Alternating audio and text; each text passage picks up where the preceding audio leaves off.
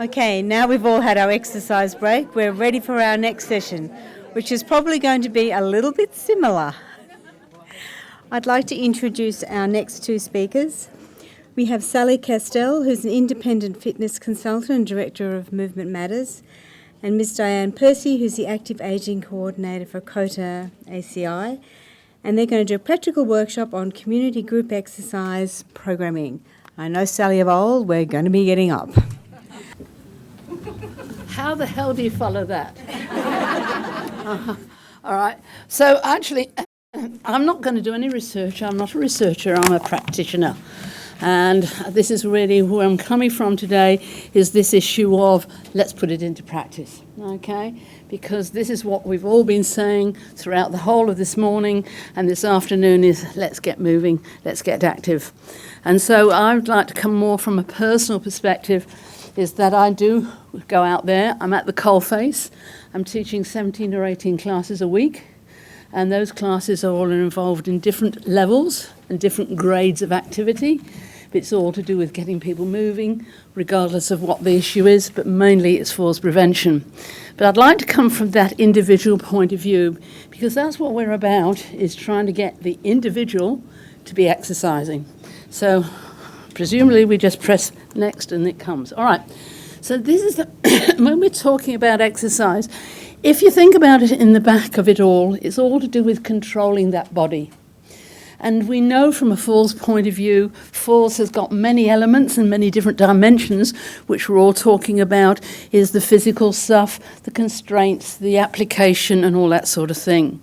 So this is what it's all about, is when we're trying to put a program together, we've got to, whatever the program is, we've got to consider some of those issues. I'm not going to go through a lot of it because, again, I say Di is going to do a lot of the practical. Believe me, she's going to make you move. I believe. All right, she's going to make you move. But I think one of the things that I come from now, I've been out there for a long time, almost as long as John Ward, not quite as long. But the thing is, sometimes we forget what that person's all about. And most of my classes now, I'm teaching people from 65 to 95, but a large number of them are tending to be in their late 70s or 80s. So they're becoming a little bit more fragile, a little bit more, finding life a little bit more challenging in many, many ways. So when we're thinking about a program, we've still got to think of that individual and really got to think about all those variables. Now, one of the things that's just come to the highlight in my case is some of the programs I've had for 10 or 15 years, and people are still coming. But I'm watching their lives changing. Some of them have had partners, and suddenly they've lost their partner. Suddenly they've lost their confidence. Suddenly they've got ill. And so we're trying to say, look, you've got to keep active, you've got to keep going, we don't want you falling over. But we've got to really recognise that an individual really might be struggling with many other things. And we're saying, come on, let's keep exercising. I think it's important for us to recognise where that person is coming from and what the issues are. Another one I'm just getting involved with is a lot of cultural diverse groups. Fascinating stuff. Because we are assuming everybody knows that exercise is the best thing since sliced bread. But a lot of people from different cultures don't appreciate that in the same way as we do. So we've got to learn different ways of reaching these people and helping them understand the importance of keeping moving. Because often if I go to those community groups, I'll sort of say, look, come on, you've got to do a bit more exercise. It's all right, I'm doing my housework. I'm not going to do anything else. I'm doing enough. Without saying, hey, that's not going to actually stop you from tripping over. And I had one of my ladies recently, she was 91, Spanish lady, and she was doing some cooking in her kitchen. And lo and behold, she was cutting up asparagus. And this bit of asparagus fell on the floor. So she was there, who was chasing after it to try and make sure she could pick it up, put it in the saucepan. Guess what happened? She fell over. The saucepan was still on at full pelt with hot water, and she was on the floor and she couldn't get up. Can you imagine what she was feeling like? She was thinking, I don't want my house to burn down. I can't get up off this floor. What do I do? So these are the things, if we're talking about an exercise program, is thinking of the functionality, the practicality of if we're teaching people to exercise, has it got relevancy to your own home situation? And in her situation, thank goodness for her, she had enough strength in her arms, not necessarily her legs, and she managed to pull herself up through one of the cupboards and managed to get up and turn the thing off before it boiled dry, okay? So this is what I'm saying is she didn't really understand. And then when she came to the classes and I said, look, if you get stronger, it will help you. She said, no, I'm all right, okay? So what I'm saying is there's a lot of thought going on behind that individual when we're trying to get them into a class. As we've said before, this fear of falling is a huge, huge problem. And again, it's not just that fear of falling. There are a lot of other fears that are going in people's minds. Yeah, we want people to keep moving. But what about that fear of I might hurt myself? What about my chronic conditions? If I've got a bit of arthritis, if I do too much exercise, I'm going to get worse. That's going to set me back. All these sort of things, of these fears that are going on there. One of the big things, I don't know whether those who are involved in the exercise programs, is if people have fallen and we're getting them into a class, one of their big fears is they can't get up off the floor if they've fallen down. So again, these are the things we've got to think of if we're doing an exercise program. How is it going to relate to their lifestyle, to their needs? So again, there are a lot of these fears that will be happening, and this is what they'll be thinking about. Another thing is if we're trying to engage people in exercise, they might have had a rotten experience when they were younger. So how the hell are we going to suddenly turn around and say, look, it's really good for you, you really ought to do it, when they haven't enjoyed exercise in the first place? So it's a matter of really understanding that person and really getting to know the person and understanding where they're coming from. Right? Now, one of the big, big challenges is this issue of long-term commitment. If I went round to a room, if I went to somebody in the group and I said, what's balance or what's your problem? They say, my balance. And I'm sort of saying, okay, I want to improve my balance. So I'm coming to a class, and you're telling me to exercise, and I'm going to get better in the first 5 minutes. If you just tell me to stand on one leg, I'm going to be all right. I'm not going to fall over. It happens, believe me. Or else they want a quick fix. And the big thing here is if we're trying to get people to be exercising, we need to help them, one, understand what it's all about, but two, also recognise that they need to keep going.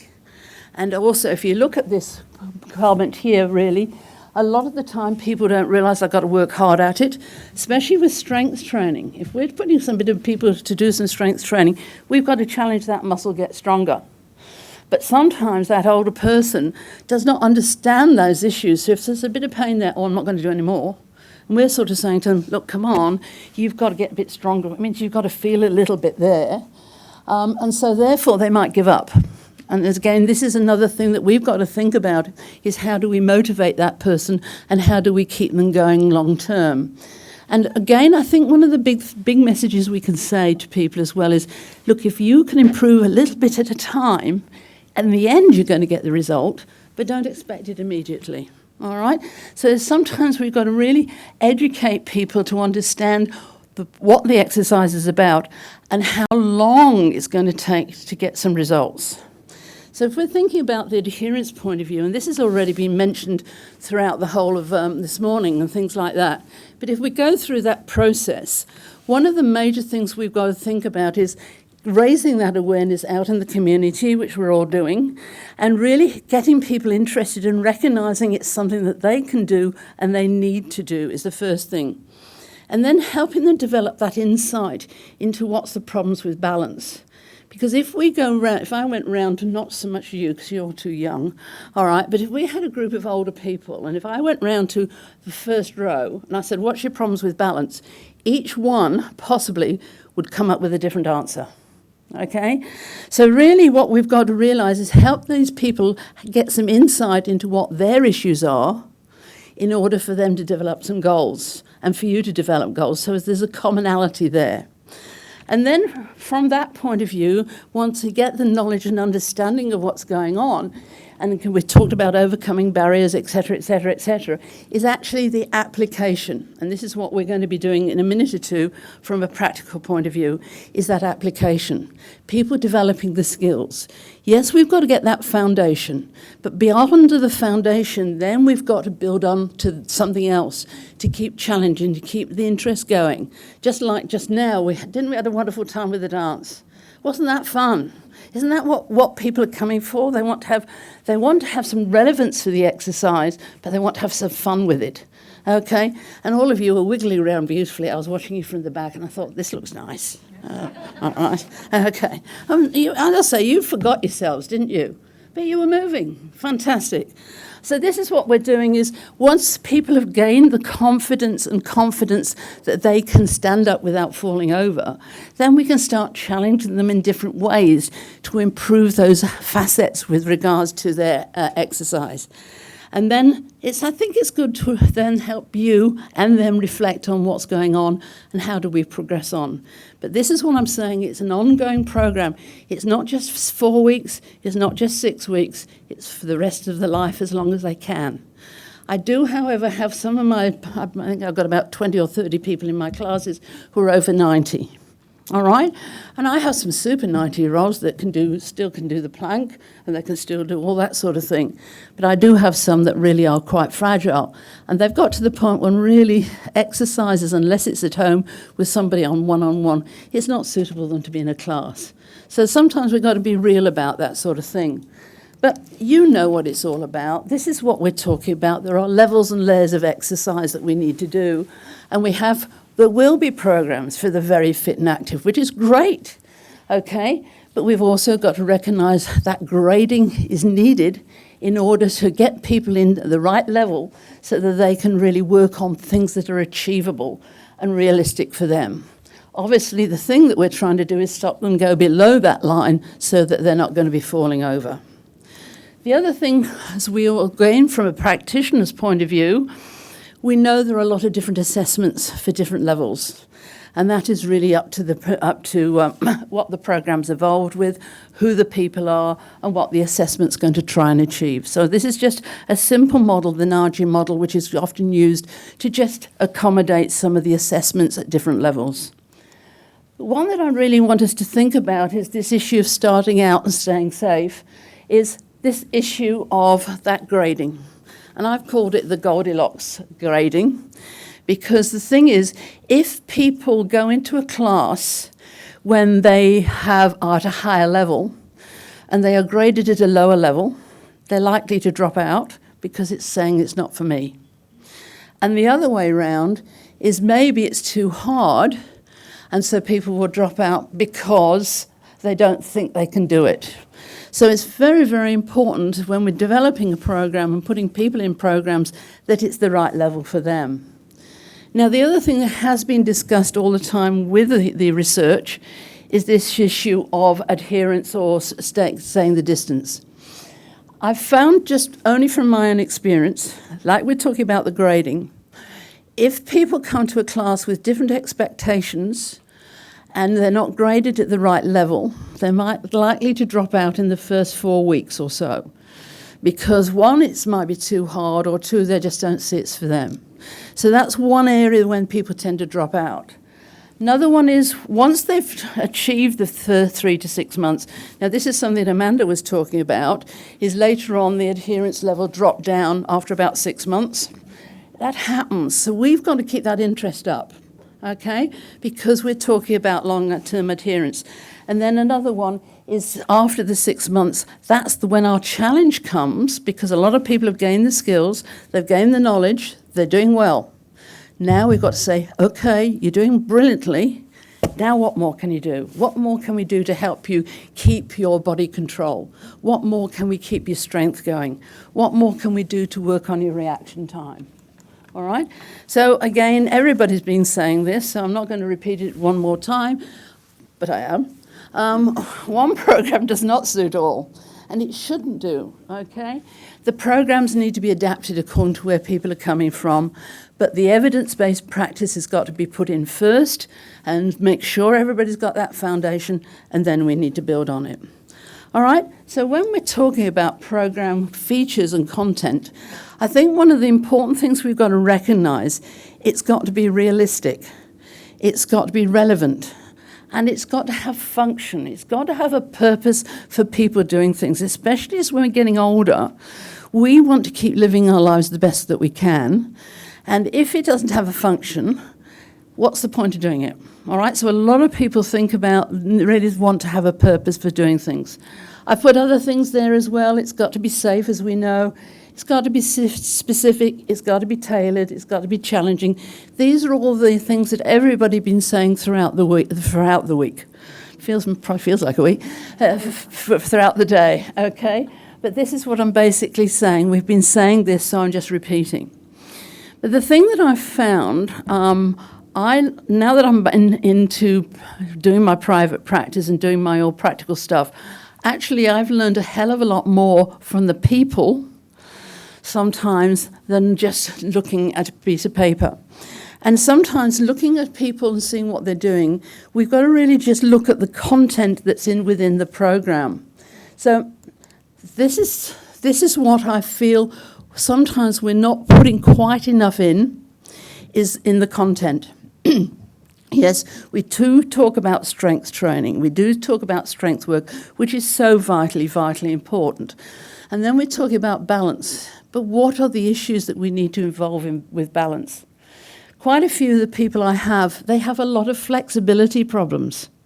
Now, if we're not addressing that movement of the range of movement, if we're not addressing that mobility problem, yes, we can work on the strength, but if they can't stride out to stop themselves from falling over because they haven't got the flexibility, are we doing a good enough program for them?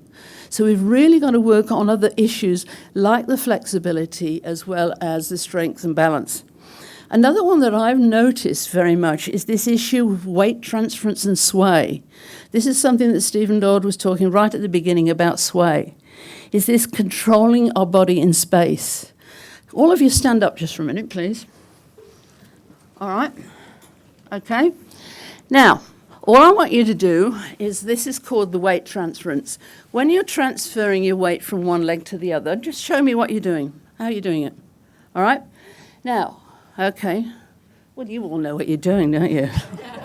Okay. So that's not bad. But if you ask an older person to do it, how do you think they would do it? That middle row, yeah? They'll be wiggling their hips from side to side. Now, that's transferring the weight, but is that helping the balance? So what we need to help people recognize is, how do you transfer your weight onto one leg? Because that's what balance is about, taking your weight onto bases of support on one leg when you're walking, isn't it? All right. Now let's just check your balance out while you're here.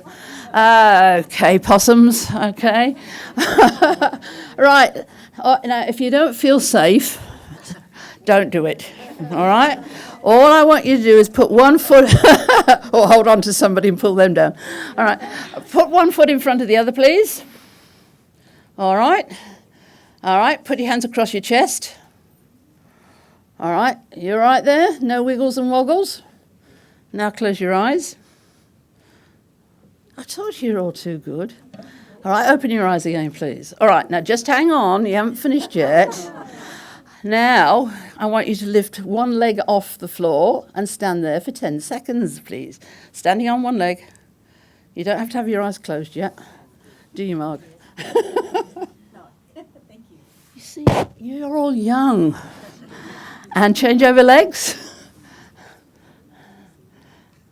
All right, 10 seconds, please. I'm glad a lot of you have got chairs, though.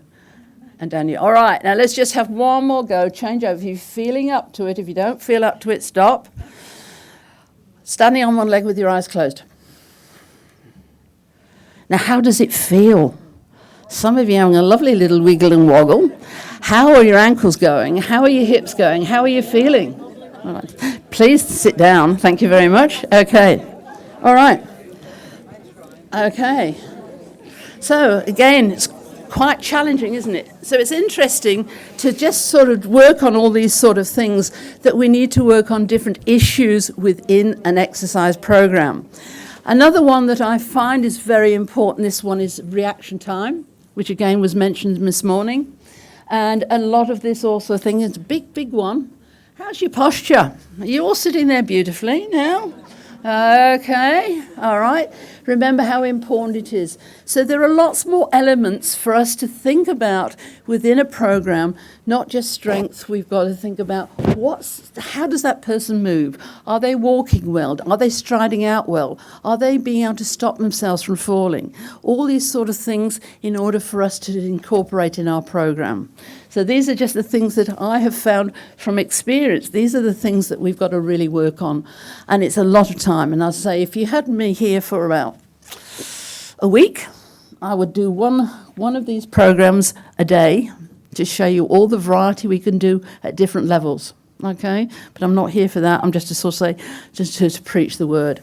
So all I'm basically saying is, exercise programs are exciting. We can do so much for them from a falls point of view, but let's make it let's build on what the basics is in order to make a lot of people enjoy their work, like they're doing with the dancing, like with Tai Chi, with yoga, with anything else like that that has relevancy, and really people are enjoying the experience and benefiting from what the exercise is doing. So these are just a few examples of when we're trying to do the grading and putting the variety in. We've done the chair exercises, we've done the standing exercises. We can use different pieces of equipment, so we challenge their environmental issues and things like that. We can work in groups, we can work all that sort of thing. So there's a lot of variety that can be put in, but that's just a prime example of just I wanted to show you. So if you are practitioners, this is just what I wanted to say, or if you're any of you going out and doing a program, I want you to think about is what is that person, that participant, what do they really want? What do you expect they are to do and what are they likely to achieve? For a lot of an older person, they just want to control their lives. They want to stay independent. They want to stay at home. One of their big fears, as we talked about with falling, but one of the big fears is landing up in a nursing home. Okay, so what we want to try and do is help people say, look, if you work on these exercises, this can help you manage your body a little bit better, all right? But from the program point of view, it's got to be evidence-based, but it's got to be effective and efficient to do, because what we're trying to do is reduce the adverse effects of moving around in space. All right, now I'm just just doing a little bit of a checklist of if you are involved in the program. It's well worth a while just having a think about what's working well for us now, and if it's not working, what are the problems and how can I overcome them, and what can be improved. Now again, we're talking about some of the dance leaders. Did you see their personalities? Did you see how much they were having a lot of fun? Okay, so their teaching and communication was superb. And then thinking about the content and all those sort of things. So all I'm just saying to you is, if you're a practitioner, have time to reflect on what you're doing and evaluate what you're doing. And if things aren't working, think about something else and try and change it round. Because after all, what we're trying to do is making sure people can move, control their movements in it as well as possible and walk as safely in any situation and in any environment. So now we are actually going to be doing a lot more practical. Where's Di? Is she around? Oh, okay. So I think what might, oopsie daisy. Di is going to be doing the practical side. Mm-hmm. Now, from her perspective and my perspective, we work in a different sort of way. I work individually and in a group. So when I'm doing assessments, I have to do assessments while I'm on the run, okay? So I have a questionnaire, we do the assessments before they come, and then I put them in a certain program. Di has different ways of doing it, but we're all trying to make sure the grading is right and the program is right for the people. So she's going to put her 2 pennies worth in from her perspective. Yes, okay. Thank you. Hi everybody, thank you Sally. I think I've just got a couple of slides because we will be doing something practical, so next. That's me. I'm the Active Ageing Coordinator at Council of the Ageing in the ACT, which is the title I've been working towards for a long time. I'm also the Strength for Life Coordinator, and Strength for Life is a individualised and progressive strength and balance program. It's being run in Western Australia, South Australia and the ACT, And in New South Wales, the equivalent is Living Longer, Living Stronger. And it also operates in, oh, I thought this one was working. It's okay? Yeah. Living Longer, Living Stronger is run through the quotas in New South Wales, Victoria and Tasmania. We have a maximum of 15 people in Strength for Life classes, so this is going to be a very different experience. But what I really wanted to show you is a bit of the structure of Strength for Life, so we're going to be practicing a warm-up that I would do in that particular class. I'm also an instructor. I teach 4 classes of Strength for Life per week, and I coordinate a group of instructors and provider locations within the ACT. I also run a class called Smart Moves, which comes from Heart Moves. I worked with Deb at the Heart Foundation. We had a fabulous time there, had a lot of instructors trained. It's a great program. It is different in a sense to Strength for Life, where Strength for Life, we individualise the program. We have a 1-hour assessment with our participants before they start the program. We do some basic fitness testing for lower body, upper body strength and balance, and produce a program that they will be doing within a group setting.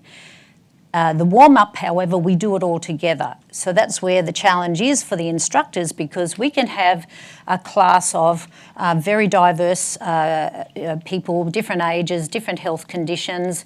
In one particular class that I teach, the youngest is 61. He's a retired scientist. He's has no chronic conditions, but is deconditioned because of spending 7 years taking care of his mum who was dying from dementia. So he's in a room with our eldest clients, who are a couple who are 89 years old, and they're fabulous. You know, so their goals and his goals are quite different, but they're all doing their own program within that setting. We're all doing a warm-up together though. So I have to be very, and I think that's the goal for me today, is to really talk about how we can progress what we're doing so that everybody feels included. And as Sally said, people are not coming in and feeling like, oh, this is too easy for me, or it's too hard for me, that everybody has the permission to choose that level that suits them. I've also run a couple of projects with some funding from ACT government, and we're using the full screen risk assessment kit from Neura, which I was gifted from the Heart Foundation. You know, I moved across to Kota and it was sitting over there doing nothing. So I went back and I said, hey, I could really use that. So we're actually doing the falls risk assessments with it's an option within the program. But participants coming in, they do the full screen risk assessment, they do our regular Strength for Life assessment, they come through our classes, and over time we are able to reassess. And I think one of the important things with the falls risk is being able to track that over time, because we're talking about why are people staying in a program.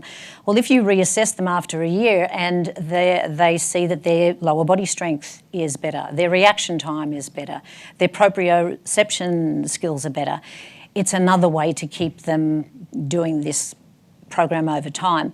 And Strength for Life is an ongoing program. It's not an 8 to 12 week program. So we're often getting referrals from hospitals where people are going through their rehab, and they'll come into Strength for Life.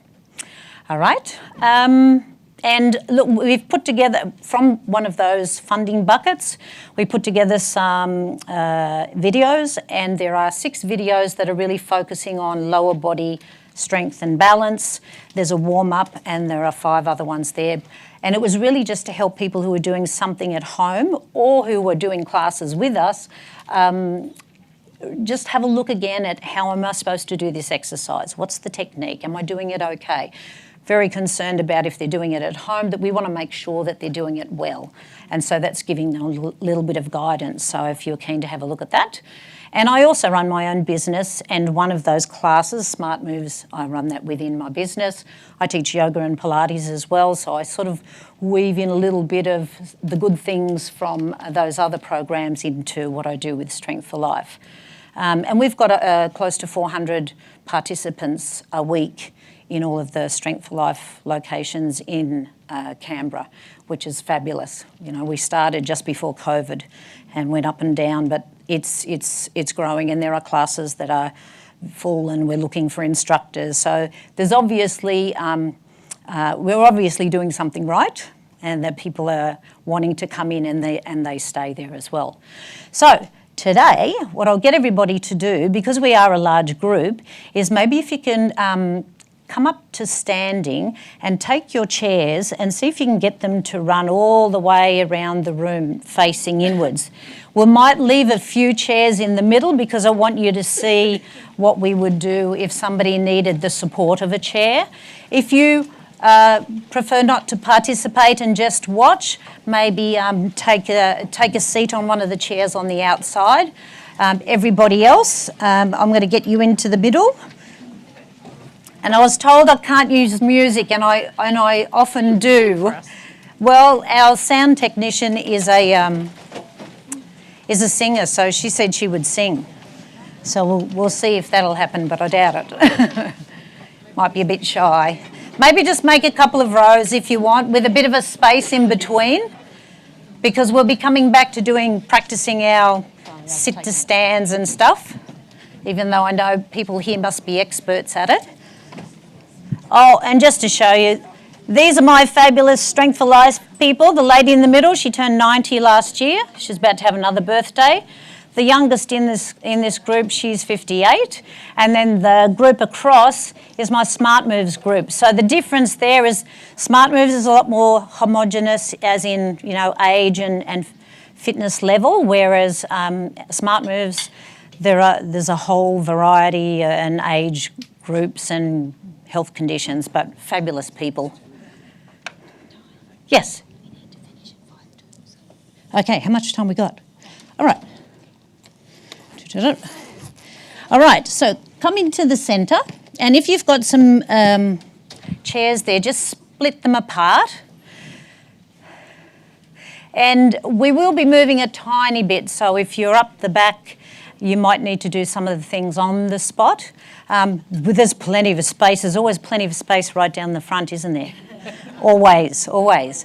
So find a spot where, you know, you're not too close to the person next to you or behind. You might just want to move your arms around a little bit and just check that out to start off with. We always do that in the classes just to be COVID safe as well. Get everybody just to lift their arms this way and that way. Good. All right. Welcome. Okay, so now let's bring our feet about hip width distance apart. I'm imagining there might be some older people here that would normally be holding onto a chair. In our Strength for Life class, there's a couple of people, the chair is right there, but they tend not to use it that often, but it's there if they need it, all right? So our feet are parallel. Let's just roll our shoulders back and down. And now I want you to take a breath in, but breathe in through your nose and then out through your nose or your mouth. And when you breathe in, let the air go right down to your belly.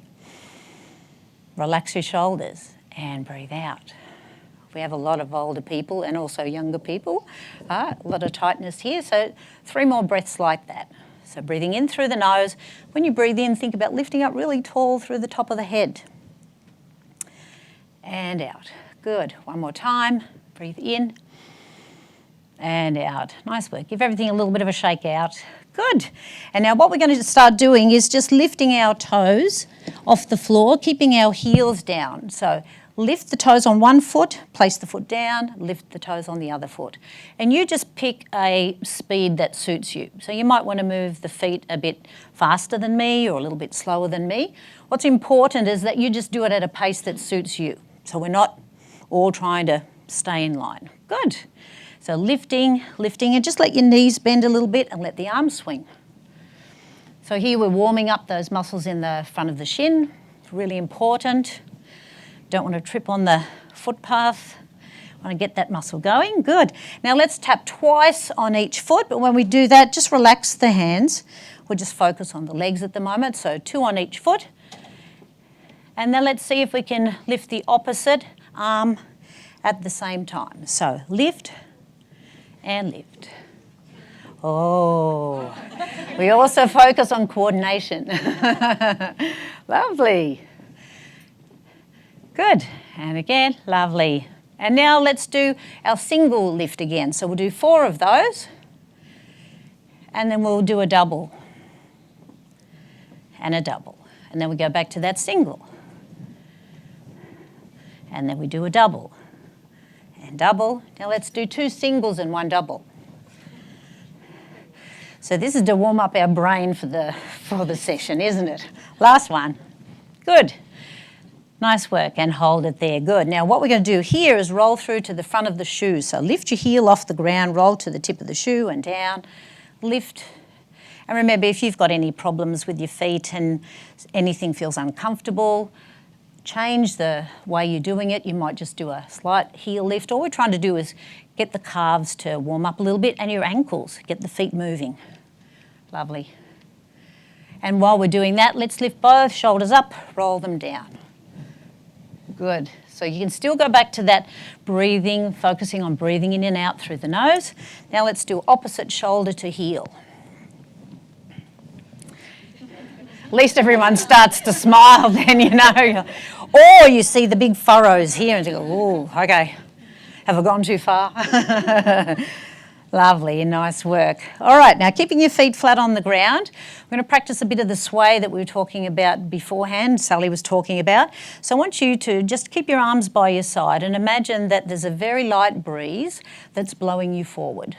Not so far that you have to take your heels off the ground, and then that breeze is blowing you back. Same thing, the toes stay on the ground and blowing you forward. Now what we're doing here is we're moving from the ankles.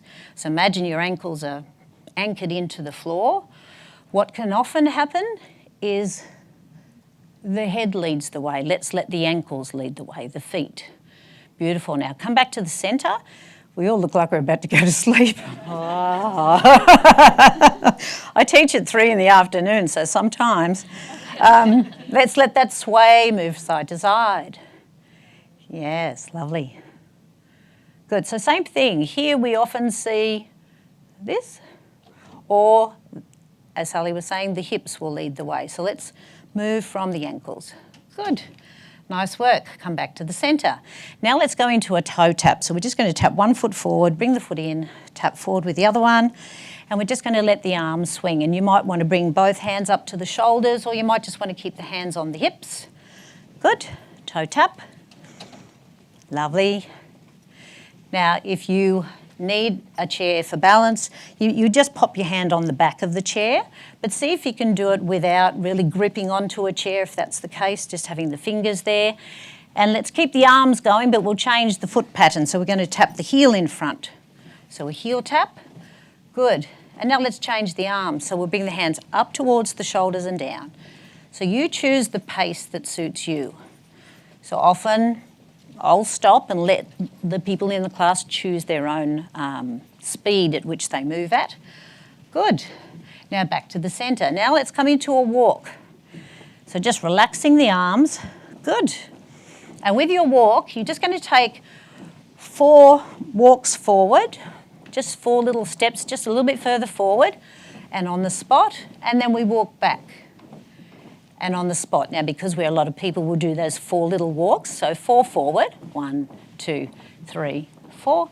On the spot for 4, and then back for 4. Good. So just be mindful of everyone around you. Let's do that one more time. Come forward. Beautiful. And then if you want, if I was in a big room with lots of space, I'd say move as much as you want. If you want, let's walk on the spot. Good. So let's take that walk. We're going to walk for 3 and we tap the foot for 1. So we walk right leg, 1, 2, 3, tap with the left. Then we'll do the same thing with the left leg. 1, 2, 3, and tap. 1, 2, 3, and tap. Good. We're marching soldiers, aren't we? Good. So let's slow that down a little bit. It's like when someone else goes faster, you go faster. Okay, so let's push the arms as we do that. Push forward, push forward. Good. Oh, I forgot to tell you I'm an old aerobics queen, so watch out for the choreography. I said to someone the other day, I said, you doing okay? And she said, yeah, I'm just waiting for what you're going to do next. It's all right, you'll be fine. Good. Let's stop there. Now let's do that walk coming forward. So we walk forward for 3 and tap, and then we walk back for 3 and tap. Now, if you want, you add those arms that we did before. So pushing and tap. Now, if you're feeling really comfortable with that, instead of that toe tap, let's do a knee lift. So just lifting the foot off the floor. Don't have to lift the knee up high. 1, 2, 3. The reason why we do use the arms like this is so we can push the person in front of us if they get too close. Good. Okay, let's do one more time. Lovely. And back to the centre. Nice work. Now with that walk, let's walk the feet out a little bit. Out nice and wide. And we bend a little bit with the knees, and let's shift our weight to the right side. And when we do that, the left toes are on the floor.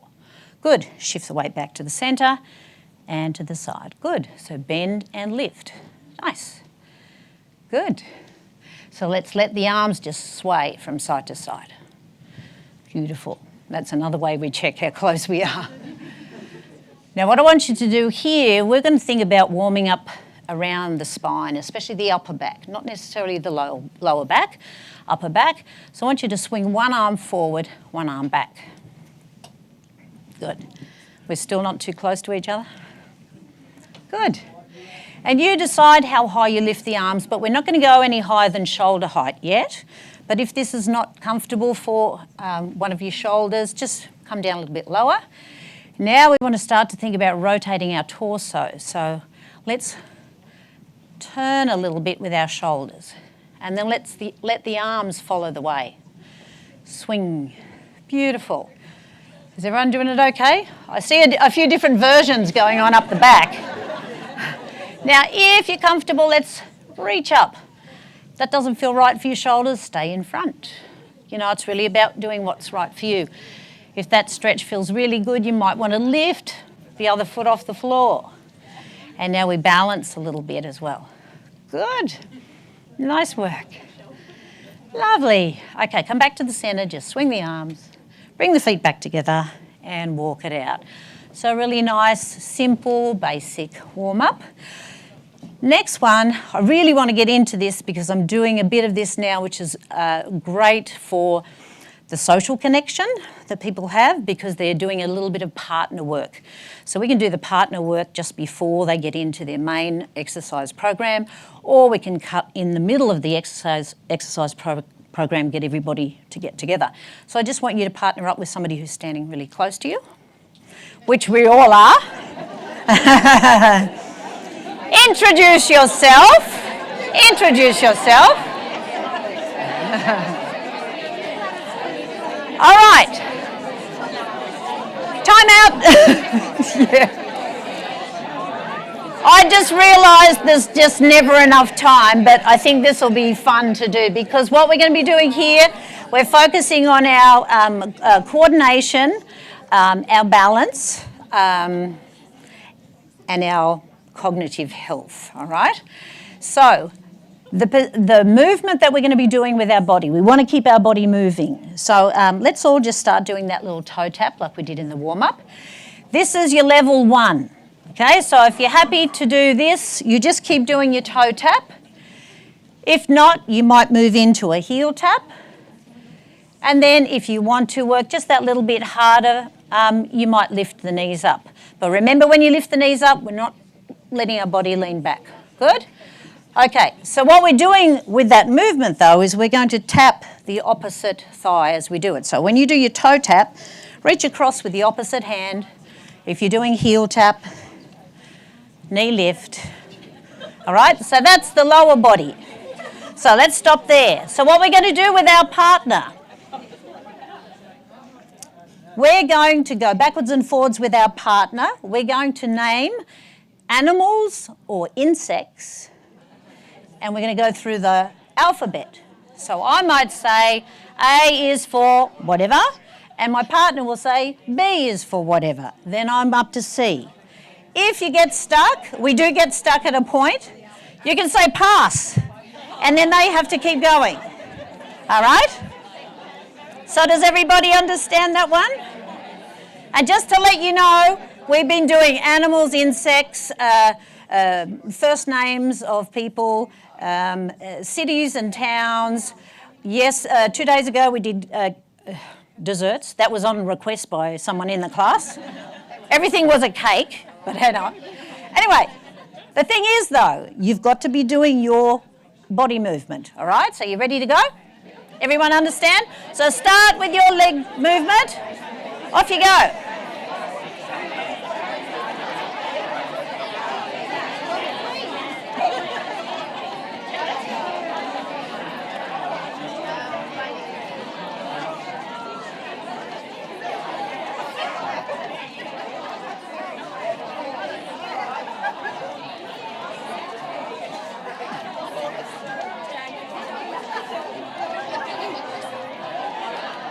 First one to Z, let me know.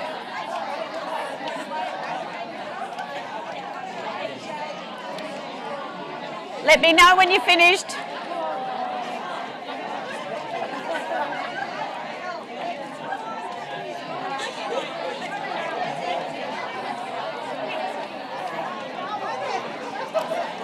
Pass, that's the word, pass.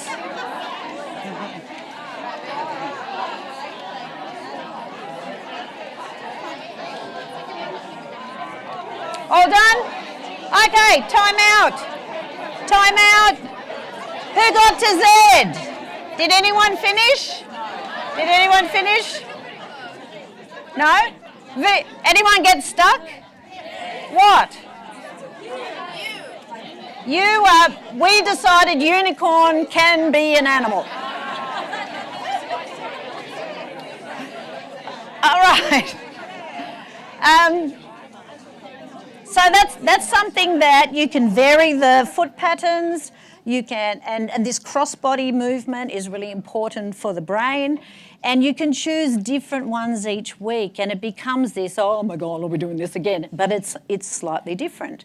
And you can see the connection that you have with that other person. You're often paired up with someone that you don't really know. You're in the same class, you've seen them, you say hello, you know their names, whatever. But it gives them an opportunity to laugh and to think. You know, we've got people with dementia in a lot of the classes, and when they're paired up with the right person, it just gives them an opportunity to have a bit of a think. But there's always, you know, get out of jail free sign, you know, we pass, and there's this, you know, really nice relationship that's built. So good way to get everybody to feel like they're a belonging, because we do individualised programs. Everybody can be off doing all their separate things, but you can sense sometimes they don't feel like they're in the same room together. So this is a really nice way to bring people back in. All right, take a seat. I think we've only got a minute left. And look, there was a few other key things that I needed to do.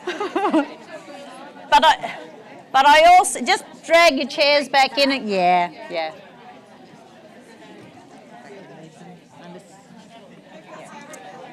I'll just take 1 minute and then, yeah.